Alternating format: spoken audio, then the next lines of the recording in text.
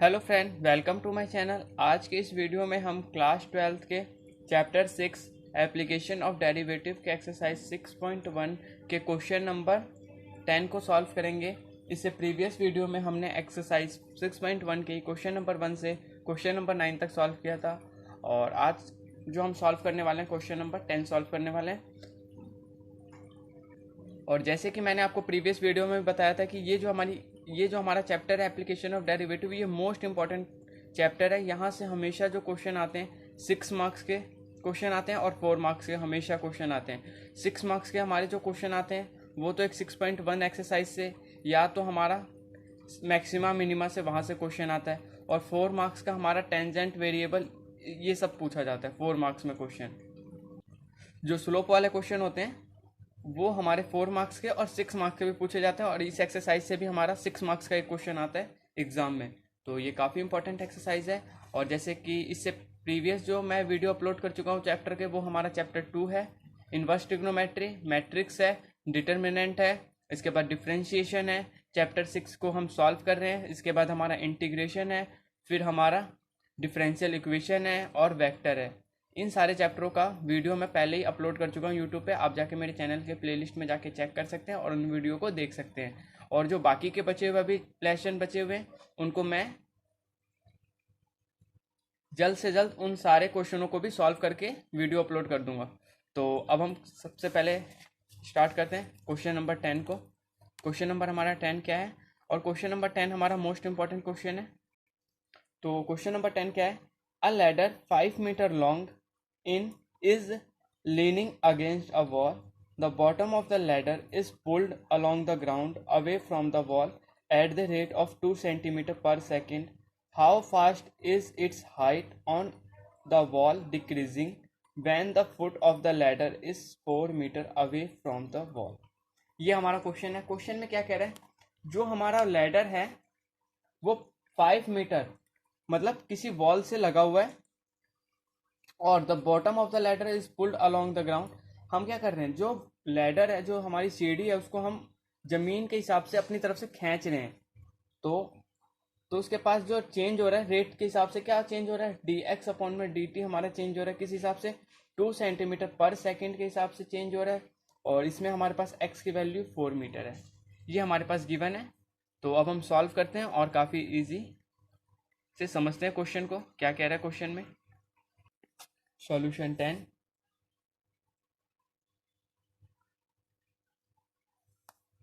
तो सबसे पहले हम क्या करते हैं, यहाँ पे एक वॉल ड्रॉ करते हैं और वहां से हम एक स्टेयर लैडर है तो लैडर को ड्रॉ करते हैं। और इसकी हाइट कितनी दे रखी है हमें? जो वॉल से लगी हुई हमारी लैडर है उसकी हाइट क्या है? 5 मीटर है। ओके, ये हमारा ग्राउंड है और ये हमारे पास वॉल है। वॉल को मैं मान लेता हूँ y मान लेता हूँ, और इसको मैं x मान लेता हूँ। और इस तरह के क्वेश्चन में हम कौन सा रूल यूज करना चाहिए हमें? पाइथागोरस हमेशा रूल यूज करना चाहिए हमें इस तरह के क्वेश्चन में। हमारे पास क्या है, ये x है ग्राउंड से डिस्टेंस, ये हमारे पास 5 मीटर जो कि हमारा ये वॉल है, और ये हमारा लैडर है जो कि दीवार के सहारे लगा हुआ है, और ये हमारा y है। तो क्या कह रहा है, अगर हम इसको लैडर को पीछे पीछे अगर हम इसको धीरे धीरे करके अगर इसको हम पीछे करेंगे तो जो हमारा हाइट होगा वो क्या हो जाएगा? डिक्रीज होगा। डिक्रीज होगा तो वो पूछ रहे हैं कितना डिक्रीज होगा, वो हमें बताना है। मतलब हमें डी वाई अपॉन में डी टी बताना है, ये हाइट बतानी है हमें। ओके, तो सबसे पहले जो हमारे पास गिवन है वो मैं आपको लिख देता हूँ यहाँ पे। तो डी एक्स, और ये मोस्ट इंपॉर्टेंट क्वेश्चन है, डी एक्स अपॉन में डी टी हमारा क्या हो जाएगा? 2 सेंटीमीटर पर सेकेंड। एक्स हमारे पास क्या है? 4 सेंटीमीटर है, और हमसे पूछ क्या रहा है? डी वाई अपॉन में डी टी। ओके, क्योंकि टाइम हमेशा क्या आता है? डी एक्स अपॉन में डी टी क्यों लिखा? क्योंकि सेकेंड है। अगर यहाँ पे अगर टाइम के रिस्पेक्ट में होता है तो डी एक्स अपॉन में D t, d y upon में डी टी, इस तरीके से। इसके बाद हम जो रूल लगाने वाले हैं वो पाइथागोरस का रूल लगाने वाले हैं। तो हमारा पाइथागोरस का रूल क्या होता है, h square equal to x square plus में वाई स्क्वायर। मैं यहाँ पे लिख देता हूँ, using Pythagoras rule y square plus x square equal to 5 square. Okay, अगर मैं यहाँ से y की वैल्यू अगर निकालना चाहूँ तो हमारे पास y की वैल्यू क्या आ जाएगी, और इसको हमें डिफ्रेंशिएट भी करना है।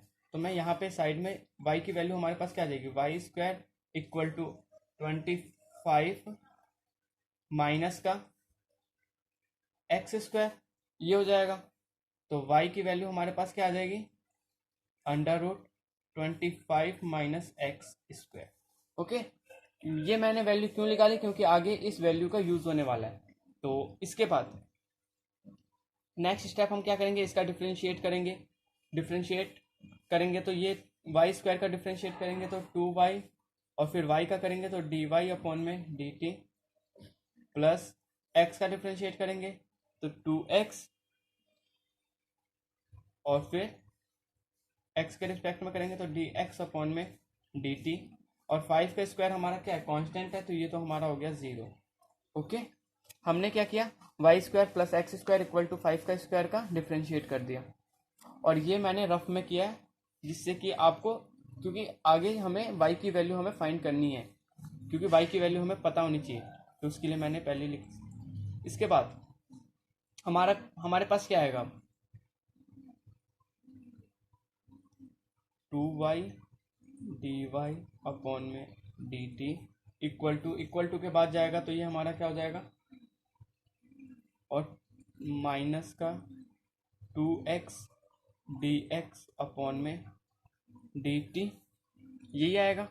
और इसके बाद हमारा क्या हो जाएगा, 2 से हमारा 2 कैंसिल हो जाएगा, तो y dy अपॉन में dt इक्वल टू माइनस का x dx अपॉन में dt। ओके, अब इसके बाद y को हम x के नीचे लिख लेंगे, तो dy अपॉन में dt की वैल्यू हमारे पास क्या आ जाएगी, माइनस x अपॉन में y dx अपॉन में dt। ओके, इसके बाद और यहाँ से हमारे पास x की वैल्यू भी आ चुकी है, क्योंकि यहाँ पे हमारा x क्या है, 4 है, तो यहाँ से मैं y की वैल्यू निकाल सकता हूँ, y इक्वल टू 25 माइनस का 4 का स्क्वायर क्या हो जाएगा, 16 हो जाएगा, तो 16 होगा तो ये हमारा क्या हो जाएगा, अंडर रूट 9 हो जाएगा। तो y की वैल्यू हमारे पास क्या आ गई, 3 आ चुकी है।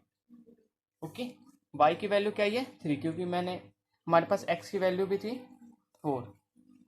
इसके बाद dy अपॉन में dt आ चुका है, तो इसको as it is dy upon में dt equal to dy upon में dt हमारा क्या हो जाएगा, x की वैल्यू हमारे पास क्या है, माइनस का 4, और y की वैल्यू हमें क्या है, हमने क्या फाइंड किया था, 3, और dx अपॉन में dt की वैल्यू क्या है, 2 है। ओके, dx अपॉन में dt की वैल्यू हमारे पास क्या है, 2 है, x की वैल्यू हमारे पास 4 है, और y की वैल्यू अभी हमने फाइंड की 3 है। तो अब हमारे पास आ चुका है dy अपॉन में dt, तो dy अपॉन में dt की वैल्यू आ गई 4 टू ज़ा माइनस का 8 अपॉन में 3 सेंटीमीटर पर सेकेंड, और ये हमारा आंसर हो गया क्वेश्चन नंबर 10 का। और ये काफ़ी इंपॉर्टेंट क्वेश्चन है ये हमारा क्वेश्चन नंबर 10। मैं आपको एक बार और समझा देता हूँ, अगर किसी को कोई प्रॉब्लम होगी तो। सबसे पहले हम क्या करेंगे, एक हमारा लैडर है जो कि किसके सहारे खड़ा है, दीवार के सहारे हमारा खड़ा है, जिसकी हाइट क्या है, 5 मीटर है, और वॉल की हमें हाइट फाइंड करनी है, क्वेश्चन में गिवन है ये सारी चीज़ें। और x क्या है, मैंने मान लिया ग्राउंड से लैडर से वॉल की दूरी को मैंने x लेट कर लिया। ओके, तो dx अपॉन में dt हमारे पास गिवन है, x हमारे पास 4 है, dy अपॉन में dt हमें फाइंड करना है, किस रेट के हिसाब से जो हाइट होगा वो डिक्रीज होगा वो हमें फाइंड करना है। ओके, तो पाइथागोरस, अगर इस तरह के जब भी क्वेश्चन आते हैं हम पाइथागोरस का रूल अप्लाई करते हैं। पाइथागोरस का रूल अप्लाई किया, यहाँ से मैंने y square equal to 25 minus x square, y की वैल्यू आ गई हमारे पास 3, इसके बाद इसको डिफ्रेंशिएट किया, 2y dy अपॉन में dt, 2x dx अपॉन में dt, और 5 का स्क्वायर कांस्टेंट टर्म का 0 होता है। 2y इक्वल टू के बाद गया 2 से 2 हमारा कैंसिल हो गया, तो y dy, तो y हमारा x के नीचे आ गया, और x की वैल्यू हमारे पास क्या है 4 है, और dx अपॉन में dt की वैल्यू क्या है 2 है, और y की वैल्यू हमारे पास 3 है। वैल्यू पुट किया, हमारे पास आंसर आ गया dy अपॉन में dt किस रेट से डिक्रीज हो रहा है, -8 अपॉन में 3 सेंटीमीटर पर सेकंड के रेट से डिक्रीज हो रहा है। स्क्वायर इसलिए नहीं लगाया क्योंकि हमसे एरिया नहीं पूछ रहा, वॉल्यूम नहीं पूछ रहा, इसलिए सिंपल यूनिट जो हमारी होती है वो हमने यूज किया। इसके बाद क्वेश्चन नंबर 11 को देखते हैं। हमारा क्वेश्चन नंबर 11 क्या है, a particles move along the curve 6y equal to x cube plus 2, find the point on the curve at which the y coordinate is changing 8 times as fast as the x coordinate। मतलब कोई particles है, move किस हिसाब move कर रहे curve पे, क्या है उसकी वैल्यू क्या है 6y equal to x cube plus का 2। हमें ऐसा एक पॉइंट फाइंड करना है, find the point of the curve जो हमारा y कोऑर्डिनेट है, आपको x कोऑर्डिनेट और y कोऑर्डिनेट आपको पता होना चाहिए, या अगर आप ये हमारा x एक्सिस y एक्सिस, तो जो y कोऑर्डिनेट है वो चेंज हो रहा है किस हिसाब से 8 टाइम तेज हो रहा है x कोऑर्डिनेट के हिसाब से, जो हमारा y कोऑर्डिनेट है वो तेज हो रहा है। तो इस क्वेश्चन को सॉल्व करते हैं, क्वेश्चन नंबर 11 को।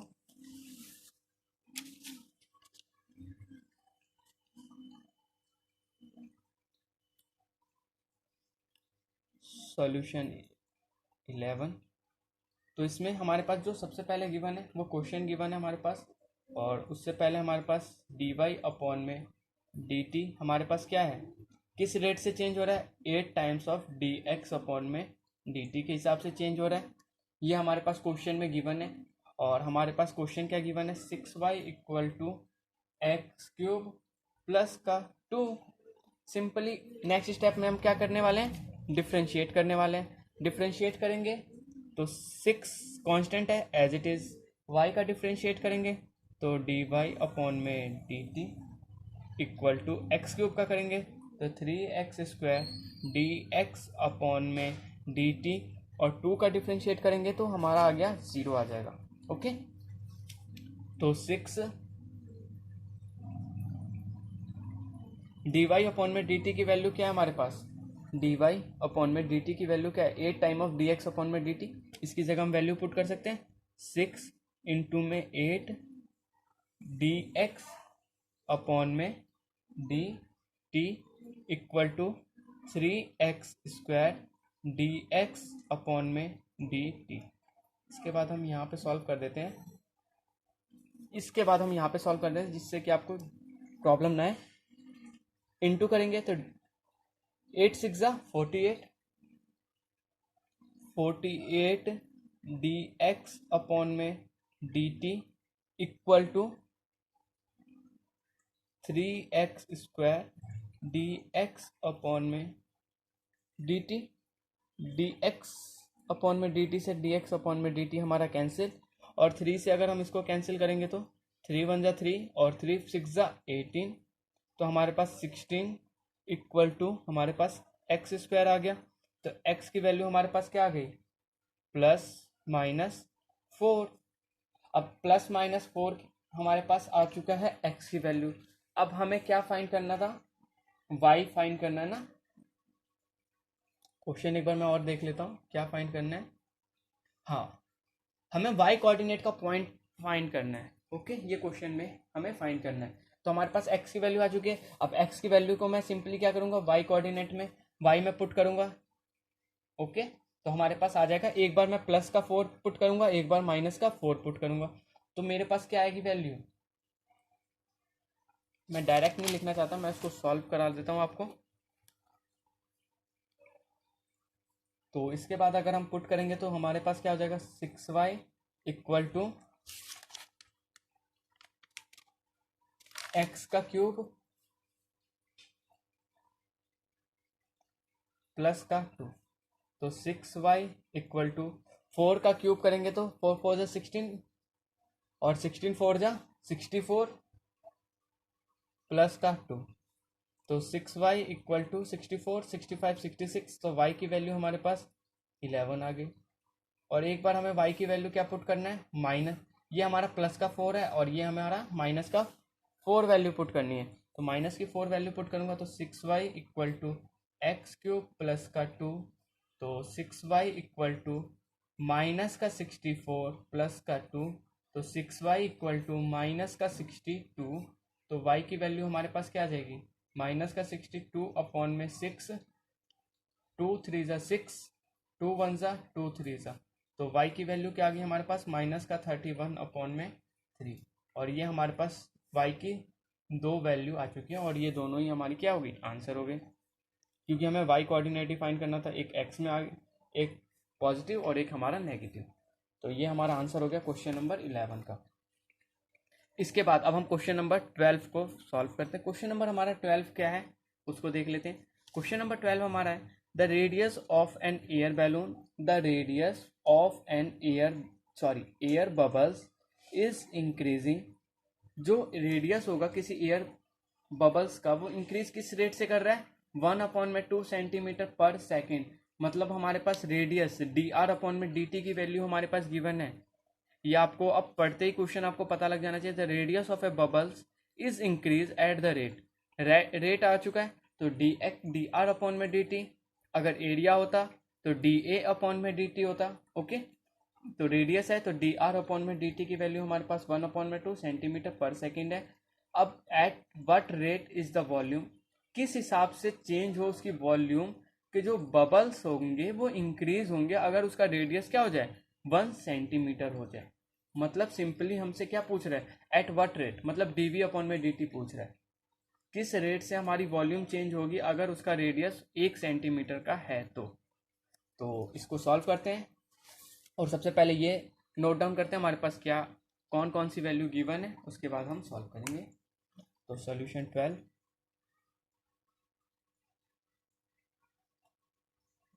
और जैसे कि मैं आपको स्टार्टिंग से बता रहा हूँ ये काफ़ी इंपॉर्टेंट एक्सरसाइज है हमारी, तो आप इसको ध्यान से करें। dr अपॉन में dt की वैल्यू हमारे पास क्या है, 1/2 सेंटीमीटर पर सेकेंड, ये हमारे पास गिवन है। और dv अपॉन में dt ये हमें फाइंड करना है, और r इक्वल टू 1 सेंटीमीटर ये हमें गिवन है। और वॉल्यूम ऑफ स्फीयर, क्योंकि बबल्स किस फॉर्म में होंगे, स्फीयर के फॉर्म में होंगे, तो वॉल्यूम ऑफ स्फीयर जो कि मैं आपको पहली क्लास में ही करा चुका हूँ, क्या होता है 4/3 पाई r क्यूब। ये आपको लिखने की ज़रूरत नहीं होगी, ये आपको लिखने की भी ज़रूरत नहीं है एग्ज़ाम में भी, और ऐसे भी आपको याद है तो अच्छी बात है, अगर आपको नहीं याद है तो आप इसको याद कर लें। ओके, अब हमारे पास वॉल्यूम क्या होता है 4/3 पाई r क्यूब, तो dv अपॉन में dt हमारे पास क्या आ जाएगा, d अपॉन में dt of 4/3 pi r cube. Okay, तो dv अपॉन में dt इक्वल टू डिफ्रेंशिएट करेंगे तो 4/3 कांस्टेंट है एज इट इज़, ये हमारा हो जाएगा 3 पाई r स्क्वायर dr अपॉन में dt। इसके बाद हमारा 3 से हमारा 3 कैंसिल, तो dv अपॉन में dt की वैल्यू हमारे पास क्या आ जाएगी 4 पाई, r की वैल्यू हमारे पास क्या है 1 है, 1 का स्क्वायर, dr अपॉन में dt की वैल्यू क्या है 1/2 है। ओके, ये सारी चीज़ें हमारे पास गिवन थी, dr अपॉन में dt की वैल्यू 1/2 है, r की वैल्यू 1 है। ओके, तो हमारे पास dv अपॉन में dt की वैल्यू हमारे पास आ चुकी है, 2 से हमारा ये 2 कैंसिल, 4 कैंसिल, तो हमारे पास क्या आ जाएगा 2 पाई, वॉल्यूम है तो सेंटीमीटर क्यूब पर सेकेंड, यही हमारा क्या हो गया आंसर हो गया क्वेश्चन नंबर 12 का। अब इसके बाद क्वेश्चन नंबर 13 को देखते हैं। क्वेश्चन नंबर 13 हमारा है अ बैलून विच ऑलवेज, एक बैलून है which always remain spherical has a variable diameter. एक बैलून है जो कि क्या है स्पेरिकल है, लेकिन उसका जो डायामीटर है वो क्या है 3/2 2x प्लस में 1, ये हमारे पास डायामीटर है। और डायमीटर को हम किस में चेंज करेंगे, रेडियस में। तो डायमीटर को क्या करेंगे, हाफ टू 1/2 होता है हमारा। अगर डायमीटर हो, अगर रेडियस में चेंज करना होता है तो क्या होता है, डायमीटर का हाफ कर देते हैं, तो d/2 कर देंगे। तो यहाँ पे भी हम क्या करेंगे, नीचे 2 से डिवाइड करेंगे, तो ये हमारा 4 हो जाएगा। फाइंड द रेट, हमें रेट फाइंड करना है of change its volume with respect to x. हमें किस हिसाब से उसकी जो वॉल्यूम है स्फेरिकल की वो चेंज हो रही है, किसके रिस्पेक्ट में, एक्स के रिस्पेक्ट में। ये हमें सॉल्व करना है क्वेश्चन नंबर 13 में। और आप इस बात का ध्यान रखें, यहाँ पे हमारे पास डायमीटर गिवन है। ओके,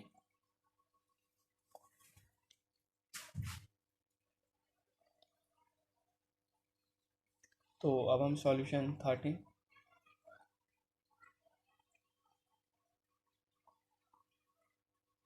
तो सबसे पहले हमारे पास डायमीटर क्या है, 3/2, 2x प्लस में 1, और हमारे पास dv/dx, क्योंकि यहाँ पे रेट नहीं लिखा ना, इसलिए हमने dv/dx। आप क्वेश्चन पढ़ेंगे तो आपको पता लग जाएगा। Find the rate of change of its volume with respect to x. अगर विद रिस्पेक्ट टू या रेट ऑफ चेंज लिखा होता तब हम dt लगाते हैं, लेकिन यहाँ पे किसके रिस्पेक्ट में कह रहे हैं, एक्स के रिस्पेक्ट में, इसलिए हमने क्या लगाया, dx लगाया। ओके, अब डायमीटर हमारे पास है, इसको अगर मैं रेडियस में चेंज करूंगा तो मैं इसको यहीं पे चेंज कर लेता हूँ। ये हमारा 3 इंटू में 2 इंटू में 2, 2x प्लस में 1, तो रेडियस हमारे पास क्या हो गया, 3/4, 2x प्लस में 1, ये हमारे पास रेडियस हो गया। और वॉल्यूम हम जानते क्या है स्फेरिकल का, अभी मैंने आपको बताया हमारा वॉल्यूम क्या होता है, 4/3 पाई r क्यूब होता है। ओके, इसके बाद अब हम सॉल्व करते हैं। सबसे पहले हम क्या लिखेंगे यहाँ पे, volume equal to 4/3 pi r cube होगा ना, 4/3 पाई r क्यूब, तो r की वैल्यू हमारे पास क्या है, 3/4 का क्यूब और 2x प्लस में 1 का क्यूब। मैंने इसको क्या लिखा है, इसको मैंने अलग कर लिया, 3/4 का क्यूब, 2x प्लस में 1 का क्यूब। ओके, क्योंकि इसको अब हम फर्दर सॉल्व करेंगे, उसके बाद हम इसका डिफ्रेंशिएशन करेंगे। और क्योंकि अगर हम इसको बाद में डिफ्रेंशिएट करेंगे तो ये हमारे लिए वहाँ पे थोड़ा लेंदी हो जाएगा सॉल्व करना इसको। तो हम क्या करते हैं, इसको यहाँ पे इसको सॉल्व करते हैं। तो ये हमारे पास क्या हो जाएगा, सबसे पहले हमारे पास एक 1 3 से 3 कैंसिल, 3 कैंसिल, और 4 से एक हमारा जो 4 होगा वो कैंसिल हो जाएगा। तो हमारे पास सिर्फ बचेगा क्या, पाई, यहाँ पे स्क्वायर, 3 का स्क्वायर और 4 का स्क्वायर, क्योंकि एक 3 और एक 4 हमारा कैंसिल हो चुका है, पाई एज इट इज, और 2x प्लस में 1 का क्यूब। अब हम क्या करेंगे, अब हम इसका सॉल्व करेंगे, तो ये हमारा 9 हो जाएगा, ये हमारा 16 पाई 2x प्लस में 1 का क्यूब। और ये हमारा क्या है, कांस्टेंट है, तो इसको मैं क्या लिख सकता हूँ, तो dv/में dx की वैल्यू क्या हो जाएगी, ये हमारा कांस्टेंट है, 9/16 पाई। ये हमारा 0 इसलिए नहीं होगा क्योंकि यहाँ पे प्लस का साइन है, ये इसके साथ इंटू हो रहा है। अगर ये अकेला होता है, यहाँ पे प्लस का साइन होता है, ये पूरा टर्म हमारा 0 हो जाता है उस केस में। ओके, इंटू, अब इसका डिफ्रेंशिएट करेंगे तो 3 2x प्लस में 1 का स्क्वायर। ओके, जैसे कि आपको अगर डिफ्रेंशिएशन आता होगा तो आपको ये डिफ्रेंशिएट करने में ज़्यादा प्रॉब्लम नहीं आएगी आपको।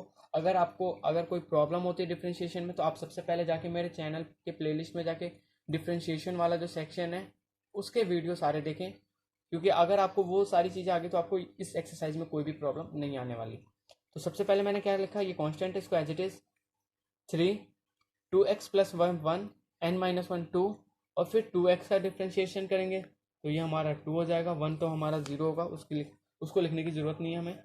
तो dv/में dx की वैल्यू क्या हो जाएगी, 9/16 पाई, और ये हमारे पास क्या हो जाएगा, 3 2 ज़ा 6 2x प्लस में 1 का स्क्वायर, तो 2 3 जा 2 8 जा, ओके, कैंसिल हो गया। तो फाइनल हमारे पास डी अपॉन में डी एक्स की वैल्यू क्या हो गई। अब फर्दर तो कोई हमारा कैंसिल होगा नहीं, तो 9 3 जा 27 पाई अपॉन में 8, और ये हमारे पास 2x प्लस में 1 का स्क्वायर, और यही हमारा क्या हो गया, आंसर हो गया क्वेश्चन नंबर 13 का।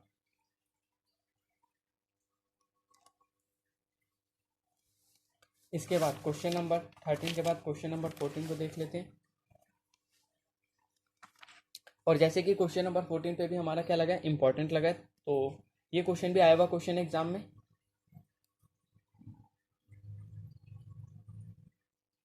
और ये जो बुक है ये काफ़ी पुरानी बुक है, इसमें जो पहले के जो क्वेश्चन नंबर 14 हमारा क्या है, sand is pouring from a pipe, एक रेत जो है वो गिर रहा है किसके थ्रू, पाइप के थ्रू, किस रेट से गिर रहा है, 12 सेंटीमीटर क्यूब पर सेकेंड। मतलब ये हमारे पास क्या है, रेट है, मतलब डी वी अपॉन में डी टी की वैल्यू हमारे पास गिवन है क्या है, 12 सेंटीमीटर क्यूब पर सेकेंड, मतलब डी वी अपॉन में डी टी की वैल्यू हमारे पास गिवन है। The falling sand form a cone, जो सैंड गिर रहा है वो क्या बना रहा है, कोन बना रहा है, ऑन द ग्राउंड, ग्राउंड पे, in such a way that the height of a cone is always, जो हाइट होगी किसी कोन की, इस कोन की वो क्या होगी, 1/6 of the radius of the base, किसके रेडियस की होगी, 1/6 रेडियस ऑफ बेस के इक्वल होगी। तो हाउ फास्ट, कितना तेज उसकी स्पीड हो, is the height of the sand cone increasing when the height is 4 centimetre, अगर हाइट उसकी 4 सेंटीमीटर है तो कोन, जो सैंड का जो कोन बन रहा है वो किस हिसाब से इंक्रीज करे कि उसकी हाइट जो है किस हिसाब से rate, how fast is the height of the sand, कितनी तेजी से जो हाइट होगी किसी सैंड की वो इंक्रीज हो, अगर उसका हाइट क्या है 4 सेंटीमीटर, मतलब डी एच अपॉन में डी टी हमें फाइंड करना है, मतलब हमें रेट पूछ रहे किस रेट से वो इंक्रीज करे। आई होप आप लोगों को क्वेश्चन समझ में आया होगा, और अगर आपको क्वेश्चन समझ में नहीं आया तो आप कमेंट करें, जरूर पूछें मेरे से, मैं एक बार और समझा देता हूँ आपको, क्योंकि question number 14 most important question है, रिपीट हुआ क्वेश्चन एग्जाम में। तो जैसे कि मैं आपको बता देता हूँ, इसमें हमारे पास वॉल्यूम गिवन है 12 सेंटीमीटर क्यूब पर सेकेंड, और वो किस, अगर वो जो रेत है वो गिर रहा है ग्राउंड पे और वो कोन की शेप बना रहा है, ओके, यहाँ तक आप लोगों को समझ में आ गया। और जो हाइट होगी वो कोन की वो हमेशा क्या है 1/6 रेडियस के इक्वल होगा बेस के उसके, ओके। तो वो किस रेट से जो सैंड इंक्रीज करे अगर उसकी हाइट 4 सेंटीमीटर है तो, ओके। तो हम सॉल्व करते हैं।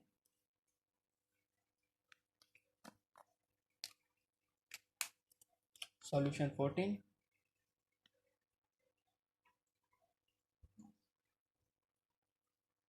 तो जैसे कि हमारे पास डी वी अपॉन में डी टी की वैल्यू हमारे पास गिवन है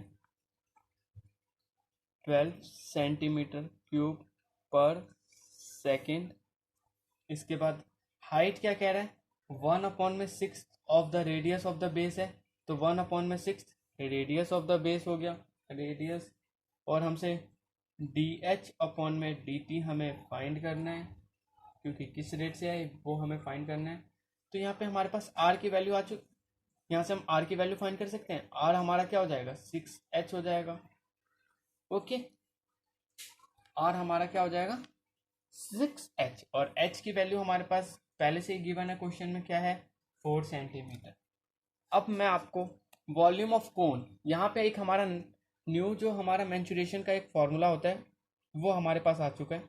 तो वॉल्यूम ऑफ कोन आप इसको याद कर लें, अगर आपको याद है तो अच्छी बात है, अगर आपको नहीं याद है तो आप इसको नोट डाउन कर लें। तो क्या होता है volume of cone 1/3 pi r square h होता है, ओके।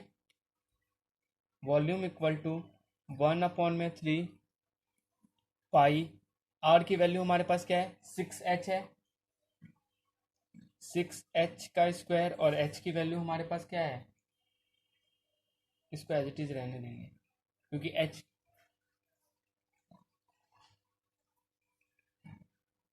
तो v हमारा क्या हो जाएगा 1/3 पाई, 6 का स्क्वायर क्या हो जाएगा 36h क्यूब, तो ये हमारा क्या हो जाएगा, 12 हो जाएगा, 3 से कैंसिल होके। तो वॉल्यूम हमारा क्या आ जाएगा, 12 पाई एच क्यूब। ओके, यहाँ पे मैं इसलिए एच की वैल्यू पुट कर रहा था क्योंकि मेरे को लगा कि यहाँ पे मैं डिफ्रेंशिएशन, मतलब डिफ्रेंशिएशन की वैल्यू। तो अब हम डिफ्रेंशिएट करेंगे इसको। अब ये हमारा क्या हो गया, इस फॉर्म में था, इसको हमने ब्रेक करके इस फॉर्म में कर लिया क्योंकि इससे हमारा डिफ्रेंशिएशन ईजी हो जाएगा। अब हम एच की वैल्यू पुट करेंगे। अगर हम यहाँ पे एच की वैल्यू पुट करते हैं, ये पूरा ही टर्म हमारा क्या हो जाता है, जीरो हो जाता है, और ये हमारा कौन आंसर होता है वो गलत हो जाता है। तो अब हम डिफ्रेंशिएट करेंगे विद रिस्पेक्ट टू टी के रिस्पेक्ट में। तो डी वी अपॉन में डी टी हमारे पास क्या हो जाएगा, 12 इंटू में 3 पाई, मैं एक बार और बता देता हूँ आपको समझ में ना आया होगा। 12 पाई तो हमारा क्या है, कांस्टेंट है, और 3h का डिफ्रेंशिएशन करेंगे तो 3h square D H upon में डी टी। ओके, ये हमारा डी एच अपॉन में डी टी है, डी एच अपॉन में डी टी है, और डी वी अपॉन में डी टी की वैल्यू हमारे पास क्या है, 12 है, इक्वल टू, और ये हमारे पास क्या होगा, 12 3 ज़ा 36 पाई, एच की वैल्यू हमारे पास क्या है, 4 इंटू में 4, और डी एच अपॉन में डी टी तो हमें फाइंड ही करना है। तो 4 3 ज़ा 12, और 3 1 12, और 12 4 ज़ा 48। तो हमारे पास क्या आ जाएगा, डी एच अपॉन में डी टी की वैल्यू 1 अपॉन में 48 पाई सेंटीमीटर पर सेकेंड, और ये हमारा क्या हो जाएगा, आंसर हो जाएगा। क्यों, क्योंकि ये जो हमारी पूरी टर्म है वो इसके 12 के नीचे, 12 के पास हमारा क्या रहेगा, 1 रहेगा, 1 अपॉन में 12 फोर जा 48 पाई सेंटीमीटर पर सेकेंड, और यही हमारा क्या हो गया, इस रेट के हिसाब से वो इंक्रीज होगा। डी एच अपॉन में डी टी की वैल्यू हमारे पास आ चुकी है। इसके बाद क्वेश्चन नंबर 14 के बाद अब हम क्वेश्चन नंबर 15 और 16, ये दोनों क्वेश्चन हमारे सेम है और मोस्ट इंपॉर्टेंट क्वेश्चन है ये भी हमारे, क्वेश्चन नंबर 15 और क्वेश्चन नंबर 16। मैं दोनों क्वेश्चन को एक बार में पढ़ के फिर आपको सॉल्व कराऊंगा अलग अलग करके। तो क्वेश्चन नंबर 15 क्या है हमारा, the total cost, total cost क्या होगा, सी एक्स हमारे पास गिवन है रुपीज़ में, associated with the production of x unit, जो भी हम प्रोडक्शन कर रहे हो x unit of an item जो कि गिवन है हमारे पास, उसके पास वैल्यू गिवन है। और मार्जिनल कॉस्ट क्या है, व्हेन 17 यूनिट आर प्रोड्यूस, कितनी यूनिट प्रोड्यूस हो रही है, 17 यूनिट, मतलब एक्स की वैल्यू क्या हमारी 17 है, और हमसे क्या कह रहा है, कॉस्ट पूछ रहा है, मार्जिनल कॉस्ट हमें फाइंड करना है। ओके, इस वाली वैल्यू का। तो काफ़ी इजी क्वेश्चन है क्वेश्चन नंबर 15 भी, और क्वेश्चन नंबर अगर आपको 15 समझ में आ गया तो क्वेश्चन नंबर 16 भी काफ़ी इजी है। क्वेश्चन नंबर 16 क्या है वो हमारा, वो देख लेते हैं। The total revenue, total revenue क्या होगा इन रुपीज़ में, receive from the sale of x unit of a product is given by, ये हमारे पास वैल्यू है जिसमें रेवेन्यू, मार्जिनल रेवेन्यू क्या होगा अगर एक्स की वैल्यू हमारे पास 7 है। ओके,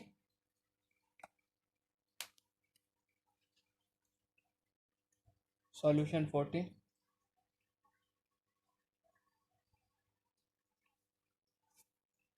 हमारे पास x,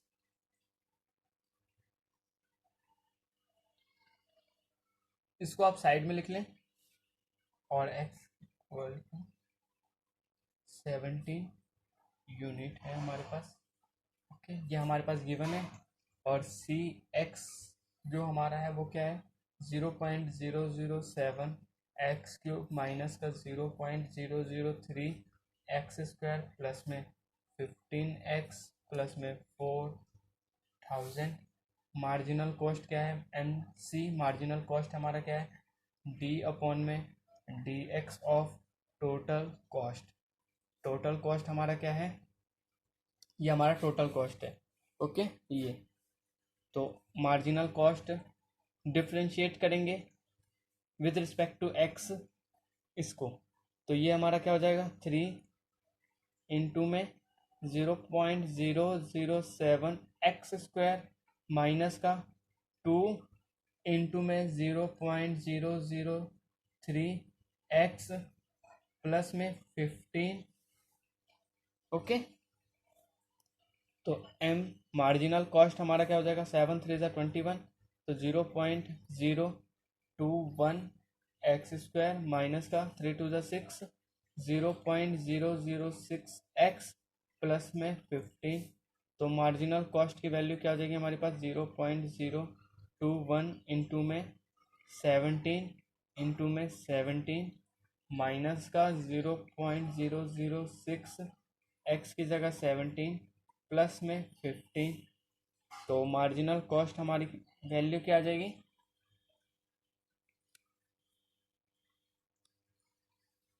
तो 0.021 इंटू में 17 का स्क्वायर क्या होता है, 289 होता है, माइनस का 17 को 6 से इंटू करेंगे तो हमारा क्या हो जाएगा, 6 7 जा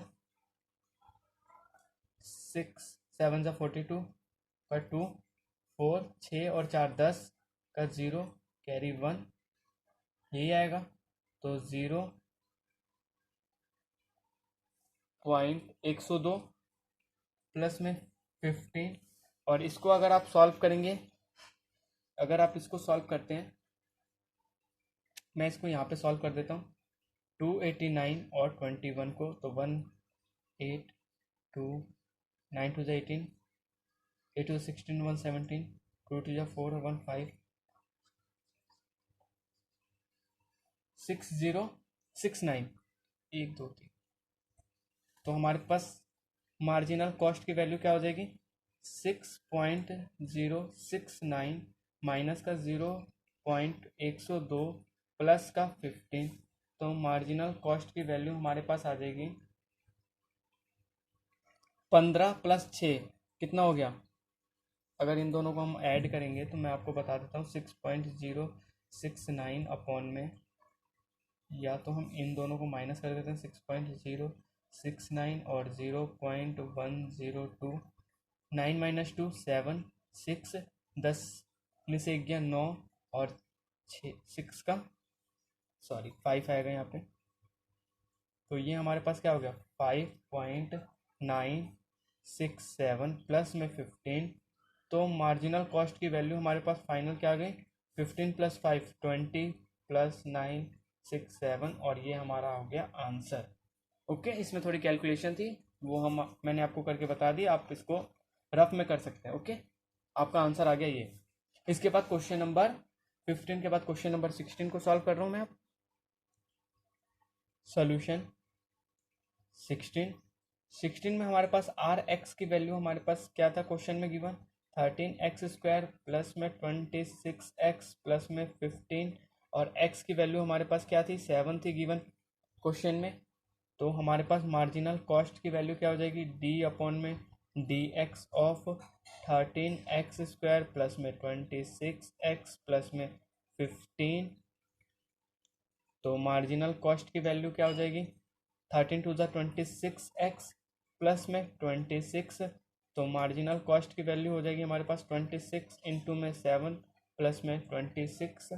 तो हम मार्जिनल कॉस्ट की वैल्यू हो जाएगी 6 7 ज़ा 42 का 2 14 प्लस 18 182 प्लस का 26। तो मार्जिनल कॉस्ट की वैल्यू हो जाएगी हमारे पास 6 8 10 208 रुपीज़।